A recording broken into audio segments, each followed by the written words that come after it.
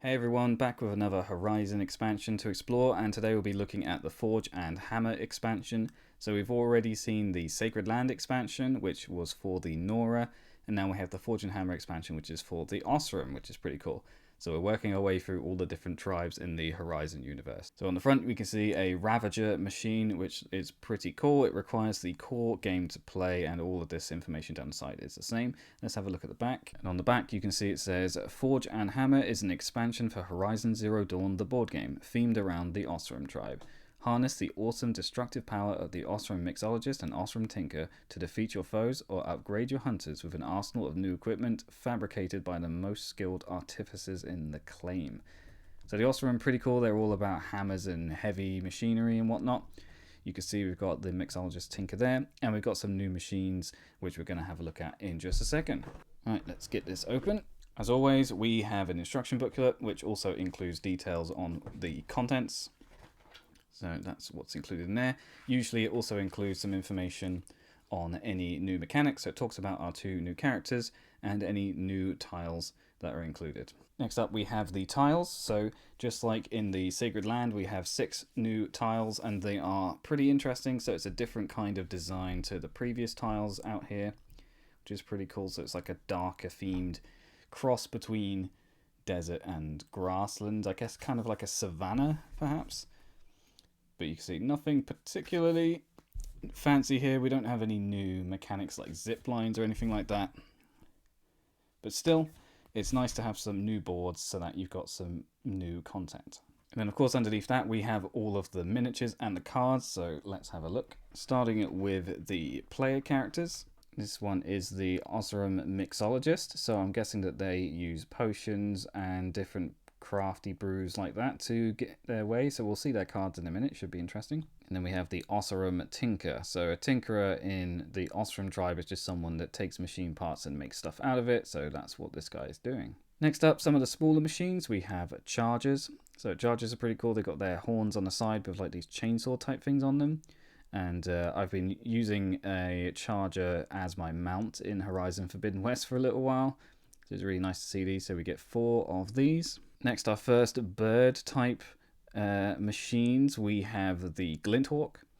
So that's pretty awesome.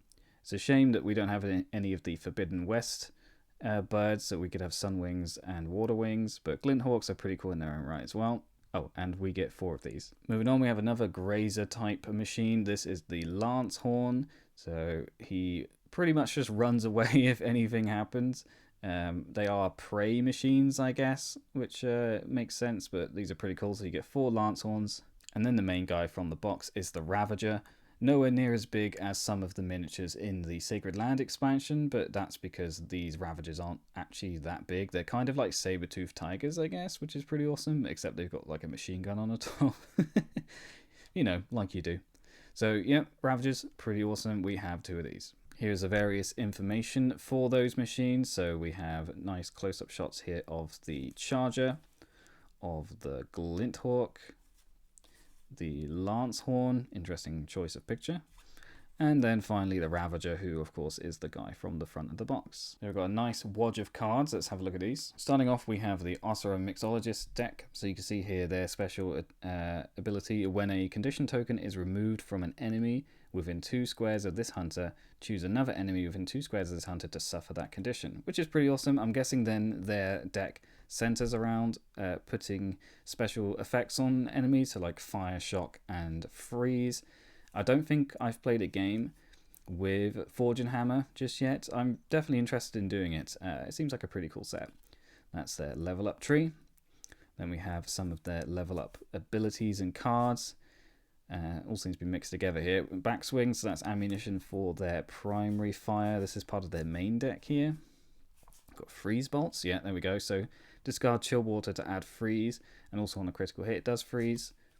So you can see that they're already doing some status conditions as well to in their base deck, which is pretty awesome. This deck gains one of the following conditions. There we go. So fire, frost, or shock. And then shock bolts as well. It's a level 2 level up. Noxus fumes. So yeah, they seem pretty interesting. Would be pretty cool to give them a try. Next up is the Oseram Tinker. So his ability is indirect fire. When performing a ranged attack, this hunter can target a square instead of an enemy, provided it is in range. So that's interesting. Usually you can only target an enemy, but I'm guessing this guy can target a square because he has a sort of like range area of effect. Let's have a look. So he has the Oseram Maul and a Blastling. Pretty cool. Effects from coils attached to this weapon apply to its area of effect attacks. Yeah, so I think probably... So area of effect usually means that it's one square adjacent to the main targeted square. So he could use this to sort of like hit a square next to a bunch of machines, which seems interesting. Here's this level up tree and some more stuff. This hunter's area of effect affects, Jesus Christ, enemies up to 2 squares from the target. 2 squares? Crikey. We have, an Oseram Cannon for the top with blue dice and an area of effect of an orange and 2 blues. Jesus, I really want to play this guy. He seems really awesome. Carpet bombs, back swings, just like the other character. Blast bombs with area of effect. Yeah, this guy seems really cool, actually.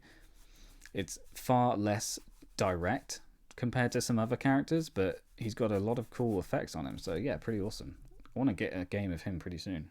Next we have the maps, and the maps are called O, so 5-0, it's not 50, so 5-0, 2-0, 1-0, 6-0, so O I'm guessing is Oseram. So we've got some level 1 maps over here, with this one's got Watchers and Chargers, and then we've got Glint Hawks in this one, you've got Chargers and whatever those were called, I already forgot. So yeah, we've got level 1s, level 2s, level 3s, and then we have Hunter's Call, which is with the Ravager and also a Charger. Cool. Next are the behavior cards for the various machines. So we have the Charger, the Glint Hawk, the Lance Horn, and then the Ravager has a 5-card deck, which makes it interesting fighting against an unpredictable foe.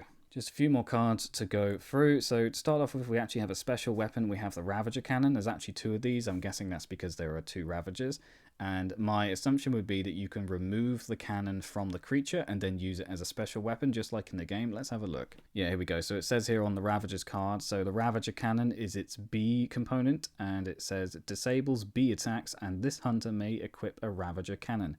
Pretty awesome. There's almost no reason to do that unless you have another better top weapon, but yeah, the Ravager Cannon seems pretty strong, so I can't see why you wouldn't want to equip one. And then finally we have some more cards for the Merchant. So you can see Oseram Spark Worker Light, got Health Boost Potion, Spark Worker Medium, Boost Potion, Resist Shockweave, and I guess Spark Worker Heavy. There we go. So resisting shock, which I guess will help against a Ravager.